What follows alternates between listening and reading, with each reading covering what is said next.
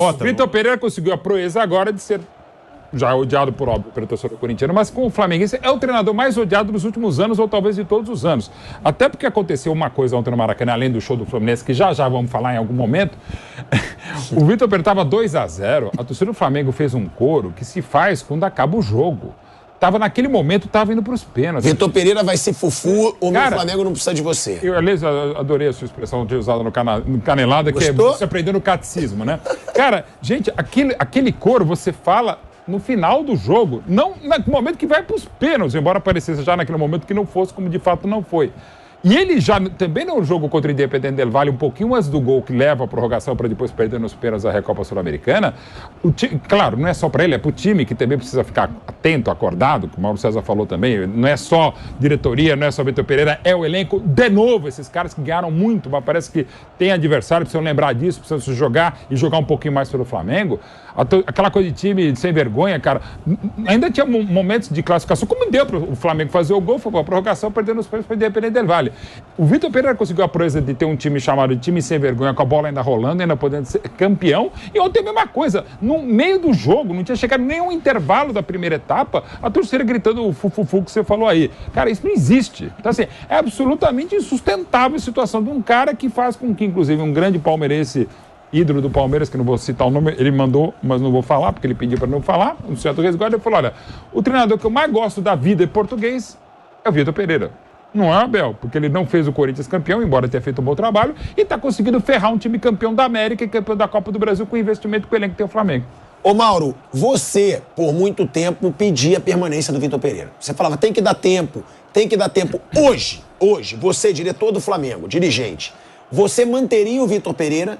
E se mantivesse, o que você faria para dar ao Vitor Pereira uma chance de melhorar o trabalho no Flamengo? Porque tem isso. Muita gente fala, ó... 2 anos de licença. Sim, não, porque você fala, a culpa não é do treinador, né? Que eu também falo, a culpa é do jogador, é do dirigente. Agora, tem como você bancar? Porque a gente fala, dirigente tem que bancar treinador. Mas a gente sabe, é o que a gente fala. Tem a pressão da torcida. É um vexame atrás do outro. Parece que se o jogador realmente quiser derrubar treinador, ele não vai jogar e vai derrubar. É isso que está acontecendo no Flamengo? Ou ele realmente mostrou que ele não foi competente? Se eu fosse presidente do Flamengo, o Marcos Braz não seria vice-futebol, não teria esses 3 gerentes lá, não teria um monte de gente lá dentro. O Fabinho Soldado, que era do Centro de Inteligência, nunca seria gerente de futebol, não sei o que ele faz lá no Flamengo. Já teria mudado esse negócio todo. Ia colocar gente preparada ali. Esse seria o meu desafio. E seja o Vitor Pereira ou qualquer outro técnico, ele ia ter autonomia sobre os jogadores e os jogadores iam ter que respeitar o clube. O jogador não pode ser maior que o clube. Dá pra ter isso? É isso que eu pergunto. É claro que Brasil, dá. É claro que dá. Desde que o dirigente não seja amigo do jogador, não passe a mão na cabeça do jogador. Tem uma relação, como o presidente do Flamengo prometia quando ele era candidato. Que ele falava, não, nas minhas empresas eu sempre tive uma postura profissional. O que eu falo é cobrança profissional. E hierarquia. Que tem dentro de uma empresa, você trabalha na empresa, o cara ali é o chefe, é o presidente, é o CEO, sei lá o quê, é ele que manda. Você tem que fazer o seu trabalho. Seja você o cara da faxina, do cafezinho ou o craque do time. Você tem que fazer bem o seu trabalho. E no Flamengo não é assim. Ontem os jogadores não tiveram que dar entrevista, passaram direto, quer dizer, é muito cômodo para eles, ninguém tem que explicar para o torcedor o papelão que eles fizeram dentro de campo, que não é só o técnico não controla os jogadores ali com joystick, não.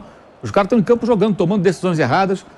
Alguém acha que foi treinado para jogar daquela maneira? Por que 8 dias antes o mesmo time jogou de outra forma totalmente diferente? O que aconteceu? Nenhum deles teve que explicar, nada acontece. Eu não teria renovado alguns contratos já nessa temporada. Então eu faria muita coisa diferente. Então é difícil falar, porque se eu fosse o dirigente, eu poderia até errar tudo, mas eu faria tudo diferente.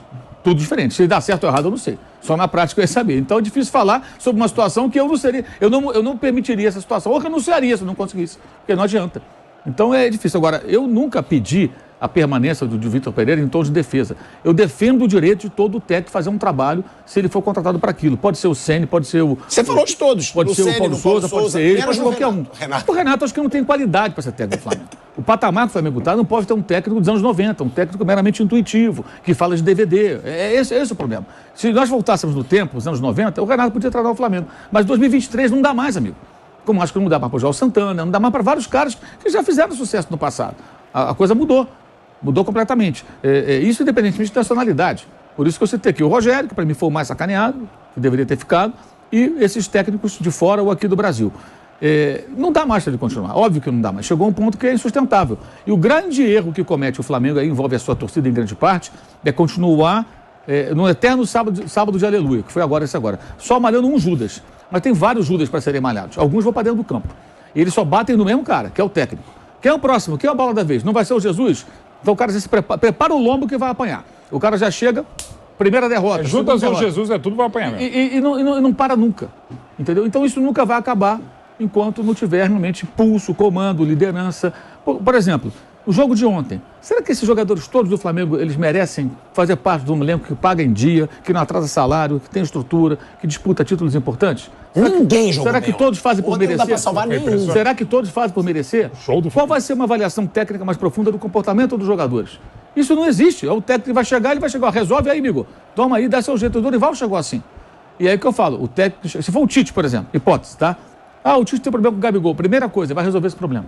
Ele vai conversar com o Gabriel, vão fazer as pazes, vão tentar se unir ali e vai trabalhar. E vai agradar o Gabriel. Ele não é bobo, não vai bater de frente com o cara.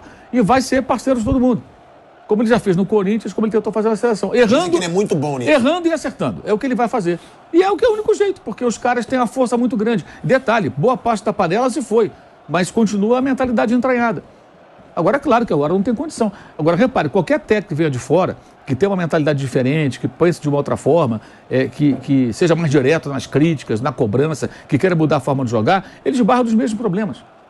E as alegações são até engraçadas. Por que o time não pode jogar? Então o Flamengo vai jogar sempre da mesma maneira. E detalhe, ontem, se você observar o time que jogou, olha só que detalhe interessante. O time que começou o jogo ontem, sabe quantos remanescentes tinha em 2019? 2. Gabigol e Gerson, que saiu e voltou. É outro time. Ainda não voltou. É outro time, Voltou fisicamente ali, a presença física dele em campo. Mas está jogando muito pouco, evidentemente, muito mal. Aí você vê caras que entraram durante o jogo, como Everton Ribeiro, em péssima fase. É um remanescente de 2019. Será que é só culpa do técnico, a má fase do Everton Ribeiro, o passe errado dele que originou o primeiro gol do Alcas? Não é só culpa do técnico. Aí tira o Vitor Pereira, e o outro, não interessa. Vai continuar a mesma coisa. Então acho que o problema é da estrutura e não vai mudar. Isso não vai mudar. Não vai mudar. Agora, o torcedor que pede relação profissional, entenda o seguinte, se fosse ambiente profissional, o técnico, fosse quem fosse, tá? Teria respaldo, jogadores iriam cair, pessoas lá de dentro que não funcionam seriam dispensadas e outros seriam contratados, mudaria tudo. Talvez passasse um ano assim de revolução sem ganhar nada. Mas talvez arrumaria a casa. Também arrumaria a casa, provavelmente arrumaria a casa. Agora, é isso que eu pergunto, tem como o jogador cair?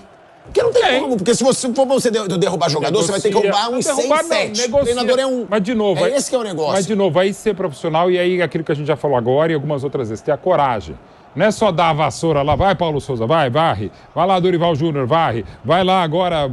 Vitor Pereira, vai lá Guardiola, vai lá Klopp, não dá, e não tem esse respaldo, de novo, assim, eu não quero ser tão chato como já sou em relação a Marcos Braz e a Landim, mas assim, cara, já passou da hora, eu sei que é política, eu sei que a gente não sabe nem 0,5%, mas às vezes parece que a gente aqui de fora, eu não estou me colocando nisso, mas qualquer torcedor do Flamengo parece que sabe mais do que o Braz, ele tem gelo no sangue, seja lá que porra significa isso, para negociar, mas tem que negociar também as multas rescisórias, esses 15 milhões, que vão ser quantos vão ser, mas parece que vão ter que ser 15 para demissão, para anteontem do Vitor Pereira, tem que ser, tem até um projeto de alguns conselheiros que tem que eu acho que tem um erro, responsabilizar os dirigentes por conta dessa multa, que é uma outra questão até estatutária, cada um na sua, mas tá passando da hora, né, cara? E só não teve rescisão do Dorival Júnior porque terminou o contrato, né? Mas de repente fazer isso, faz contrato com o campeonato, contrato por produtividade com o treinador, que tá claro que tá errado, como segue muito errado o Braz, como segue muito errado o Landim, aí tem que ouvir os caras berrar de novo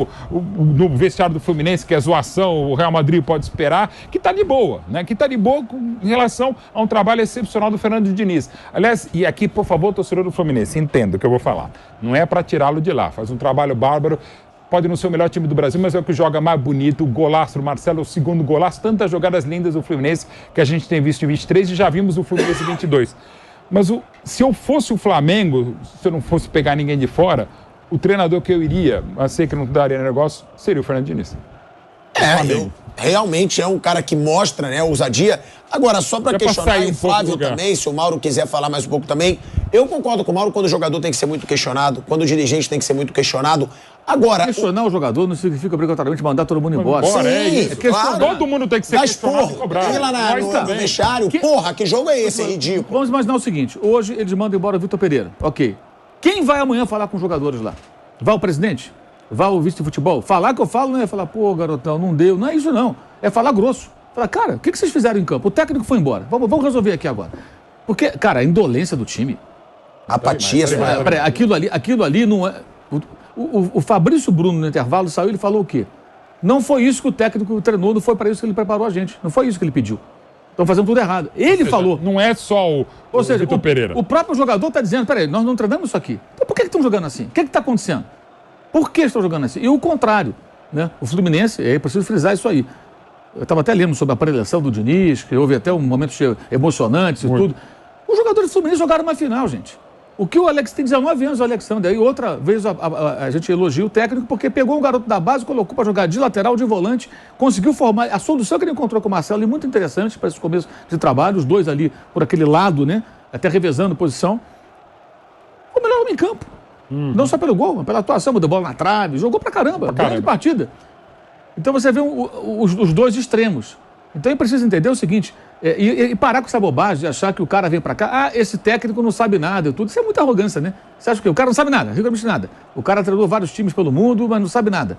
Na verdade, não se encaixa porque a estrutura do Flamengo, ela quer que o técnico sempre se adapte ao que querem a prima dona do time, as várias que tem no time, né? Mas, Mauro, também foram mal em muitos momentos, né? Porque o Paulo Souza e o Vitor Pereira, eu via times desorganizados, como ontem, por exemplo. Ontem, ele ia jogar contra um time que domina o meio-campo. O Diniz consegue fazer o Ganso jogar muito hoje. Isso é impressionante, ninguém conseguia. Por quê? Porque ele domina o meio-campo, ele faz os jogadores jogarem próximos. Ele botou 3 zagueiros, 2 caras abertos. Ele deixa o meio pro Diniz. Mas semana anterior... É um erro também. Semana foi mais ou menos a mesma coisa. Foi a mesma escalação, o mesmo Fluminense. Mas o Fluminense jogou desempenhos individuais. É que ele não fez o gol. Jogou bem até 20 minutos, depois não mais. Depois o Flamengo teve as melhores chances. O Fluminense teve uma chance, não passe errado do Gerson. E o segundo tempo o Flamengo dominou. Ano passado, semana passada. Esse mesmo que você possa achar que o Fluminense jogou melhor ou pior, não houve domínio. Eu achei igual, eu não achei que 2-0. Não houve domínio. Mas tudo bem, o Flamengo fez algo, o que ele não fez ontem. Então por que não jogou? A mesma escalação. Quer dizer, é isso que eu não consigo entender. Sabe? E se você olhar ali, antes até do primeiro gol... Eu só preciso chamar um break rapidinho na Rádio Jovem Pan. Seguimos no YouTube. Pode falar, Mauro. Antes do primeiro gol, já tinham acontecido jogadas assim, de uma total passividade dos jogadores do Flamengo. É isso que eu queria entender o porquê. É lógico que eu não vou entender, né? Quem tem que entender é que o dirigente tem que ir lá para cobrar. Os caras que no não ano entendem, passado e agora. Eles têm que chegar a cobrar. Alguém cobra, não cobram. A relação de paternalismo, gente. Os jogadores são tratados como se fossem bibelôs. Inclusive na pandemia, se você lembrar, o Flamengo mandou embora vários funcionários no início da pandemia, mas no início não queria mexer com nada dos jogadores, nem com nada. Alguns clubes reduziram o salário, aquela situação toda. O Flamengo foi um cuidado com os jogadores. Eles têm um medo de mexer com os caras, que é impressionante. É isso. É isso. Vira brodagem. Aí não funciona, amigo. Não tem lugar nenhum. Eu queria te perguntar também, Flávio, eu só discordo do Mauro nesse aspecto. Eu acho que o treinador também tem culpa e ele também. Não, tem culpa, mas eles deixaram o time bagunçado. É claro que tem culpa. Peraí, pelo amor de Deus. Eu não estou dizendo que os técnicos não têm responsabilidade. Eu estou dizendo que a culpa também é dos jogadores. Você acha que é mais do jogador? Eu acho também é dos jogadores. O jogador, um pouco mais, um pouco menos, na história do futebol, quem ganha empate e perde é o jogador. Claro que tem dirigente, claro que tem o treinador, acho que cada vez mais tem treinador. Não vou dizer que isso seja bom ou ruim, é apenas diferente. Mas quem ganha, quem empate e perde é quem está lá dentro. E vocês acham que o treinador ele perde o respeito do jogador? Porque, claro, é o que eu falo, o Jorge Jesus, ele é bem parecido com o Vitor Pereira. Com o Paulo Souza eu não sei. Mas que o Vitor Pereira é aquele cara que quer impor o jeito dele, é aquele cara que dá esporro. O Jorge Jesus dá muito esporro. O Jorge Jesus funciona quando o time é maravilhoso, como foi. Agora, o Jorge Jesus normalmente não funciona. O Benfica, mas então, isso que eu tô falando, no Flamengo. O Benfica contrataria Beelzebub, agora não contrataria Jorge Jesus. Mas então, uma passagem horrorosa hoje. O Jorge Jesus, ele era chato. Ele cobrava. Mas era vencedor. Eu acho que ele tinha o respeito dos jogadores. Pelos resultados. Não sei se será a mesma coisa. Não, mas aí o cara quando começa a ganhar, começa a entrar grana, o cara começa a mudar, né? Olha, de tantos memes maravilhosos que eu vi, esse aqui é espetacular. Depois de Marcos Braz ter dito o Real Madrid pode esperar, sua hora vai chegar, o Real Madrid vingou-se, mandou só um pouco, o Marcelo. Já foi o bastante.